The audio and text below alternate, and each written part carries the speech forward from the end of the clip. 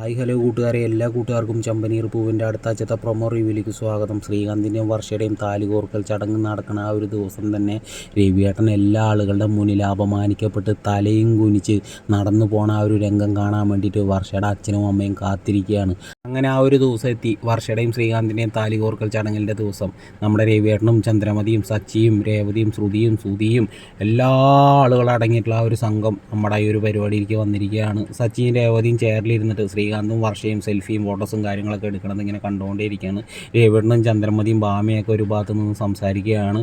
വർഷയുടെ അച്ഛനും അമ്മയും ചർച്ച ചെയ്യുകയാണ്. എന്തായി, എന്തെങ്കിലുമൊക്കെ നടക്കുമോ എന്ന് വർഷയുടെ അച്ഛൻ ചോദിക്കുകയാണ് അമ്മയോട്. അപ്പോൾ പറയുന്നത്, നിങ്ങളൊന്ന് സമാധാനിക്ക്, അതൊക്കെ ഞാൻ വേണ്ട പോലെ ഏർപ്പാടാക്കിയിട്ടുണ്ട്, അധികം താമസിക്കാണ്ട് തന്നെ ഈ ഒരു ഫംഗ്ഷൻ കൊളാക്കും സച്ചി എന്ന് പറയുകയാണ് കേട്ടോ. അങ്ങനെ കുറച്ച് കഴിഞ്ഞപ്പോൾ സച്ചിയുടെ കാലിൽ ഒരാൾ വന്നിട്ട് ബൂട്ട് കൊണ്ട് ഇങ്ങനെ ചവിട്ടുകയാണ്. വർഷയുടെ അമ്മ ഏർപ്പാടാക്കിയ ഒരാളാണ്. അയാളാണ് ഈ ഫോണും ചെവിയിൽ വെച്ചിട്ട് ഇങ്ങനെ സംസാരിച്ചുകൊണ്ടേ സച്ചിയുടെ കാലിൽ ഇങ്ങനെ ചവിട്ടിക്കൊണ്ടേ ഇരിക്കുകയാണ്.